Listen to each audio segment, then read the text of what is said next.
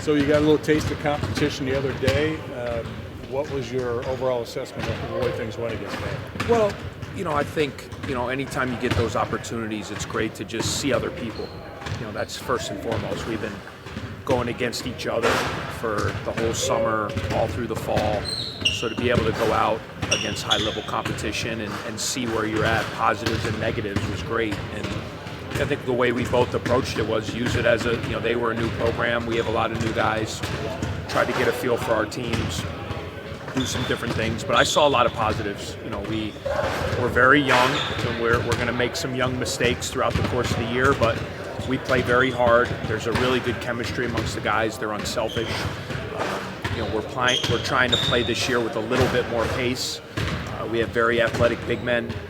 We're trying to get the ball up the floor a little bit quicker. It doesn't necessarily mean you have to shoot faster if it's not there, but we're trying to play a little bit faster than we have in the past and be committed to that, because we have 10 guys that I feel can all play. And we've had really competitive preseason, and I want to give all these guys an opportunity to get out there and try to utilize that depth, especially early in the year. I know a lot of times it's hard to get the kids that are just coming in going because they don't want to be as assertive as you would like them to be. Have you seen some of that? Yeah, I mean, there's always, with young guys, they want to please. They're great kids. They want to do well.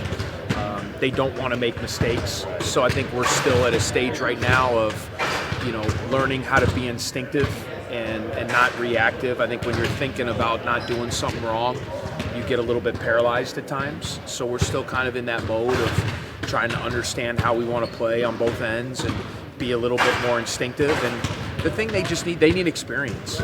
These guys, they need to play against different styles, they need to play against different opponents and figure it out. And I really think we're going to be a team that keeps getting better, because I see the work ethic, I see that the talent is there. We're just a bunch of young guys that a lot of us don't have a lot of experience in this level. I mean, even Pat Spencer, he hasn't played in 4 years. So even though he's a senior, he's new to college basketball. So when you add the 4 freshmen who did not play last year college, Pete Nance, half his season was taken away from mono. Miller Kopp played, but Ryan Greer really was kind of a spot minute player. So we have a lot of guys that, really haven't been, key contributors at this level that are going to get that opportunity now. So I'm excited to see how we can develop over time. You see those guys, Greer, and maybe even AJ a little bit, embracing what's ahead of them this year? Yeah, I think so. I think the guys, they see what the narrative is. I think we're just trying to eliminate the outside noise of, you're not going to be able to win this year. I mean, that's not fair, to the older guys. We have a couple seniors in this program, and, we're going to try to win every night. And, our guys feel differently. Our guys are competitive guys. There's talent on this basketball team, and we need to just continue to grow, like as every game we play, because there's going to be so much new information that these guys get. The best experience is to be thrown into the fire. And so the guys that have been around, Anthony Gaines, AJ Turner, Miller Kopp, who did play a lot last year, those 3 guys in particular have done a really good job, in my opinion, of kind of setting the stage for our guys about how connected you have to be, how detail-oriented you have to be, how you have to be locked in at all times, because this is a whole new level. I don't know if it's possible to sneak up on anybody anymore. Probably isn't. But can you use that underdog status to your advantage at some point? I think anytime, people kind of write you off as not having a chance to be competitive, I think you got to try to use that as fuel. But we don't want to base what we do on that. But yeah, I mean, I think our guys have a healthy confidence about who we can be. And our guys are excited to come out and show that maybe we can be better than people think we can be this year. I think everybody sees that, there's a lot of young guys in the program, and, the future is bright. But, we want the future to be now, too, and not have to wait for these guys to become juniors and seniors before we're ready to win. We're going to try to win this year, and I think our guys are determined to prove that they can win. Can you talk about what Spencer has done so far and how he's fitting in with all these guys, not having played for so long? It's really incredible. I was very fortunate, in a similar situation. I coached a kid in college, Greg Paulus, who ended up going to football and winning the starting job at Syracuse after not playing football since his high school days, which I thought was an amazing feat. And really bringing Pat in, no organized basketball in 4 years, to come to the Big Ten. What he's been able to do, even in the practice sessions leading into the season, has been above my expectations. We gave him a shot because I believed in his mindset. I believed in his athletic ability. I think anytime you're as great as he's been in something, there's an it factor to you. The great ones seem to have that it, that makes them great. And I felt like him in our locker room and him in our program for that alone would be of high value. And then we got him here and we found out he can play. So, he's definitely a key part of what we're doing. He's going to play. He's an athletic kid. He's a competitive kid. He's getting better with each day. And I think the more he plays in the competitive environment, organized with the games, I think the better he's going to keep getting. How did his recruitment happen? Well, it was very. He wanted to play ball, and he was he was at Loyola, Maryland, great lacrosse player, and there were some coaches that he had in high school in basketball that were kind of calling around the schools, on his behalf. And we had a scholarship available, and he was intriguing to me. We connected by the phone, and I just really loved our conversations. I loved his confidence. I loved, like I said, I loved his DNA, his swagger, his toughness, his competitiveness. And we brought him in. We said, hey, well, I'll bring you in on a visit and we'll work you out a little bit and spend some time and let's see. But, I think even still it was a kind of a leap of faith because you didn't really know what he could bring in terms of playing. Mm-hmm. And he's been better, and it's great having him. The guys really look up to him. They respect him, for not only who he's been as a lacrosse player, but they now respect him as a basketball player. So he's going to help us. It's not a gimmick. It's not a circus act. He's a basketball player, and I think he can really help us win this year. What does he do well that translates to what you're trying to do, and what does he need to work on? He's really strong. He's got a Big Ten body, very physical guard. He can play both guard spots. He can play point. He can play off the ball. He's got great vision, really good passer. That's where you see some of the lacrosse basketball come in, similar with the spacing and the cutting and all those things. He sees the floor well. He brings a toughness to our team that we need.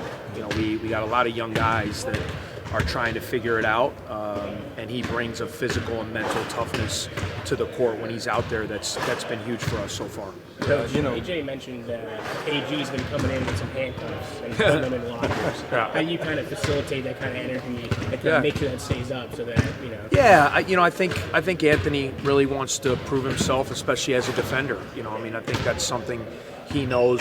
We need him to be a leader, and he's improved as an offensive player, but he has aspirations to be a defensive player of the year candidate in our league. And I think that's just, anytime you can do those visual things, as long as they mean something to you. I'm not a big gimmicky guy. I'm not a big costumes, all that kind of stuff guy. But if seeing those handcuffs, gives him a mindset of I'm going to go out and lock you up defensively tonight, if that helps him get in that mode, I'm all for it. And he's been a guy. If you looked at his career, he's gotten better and better.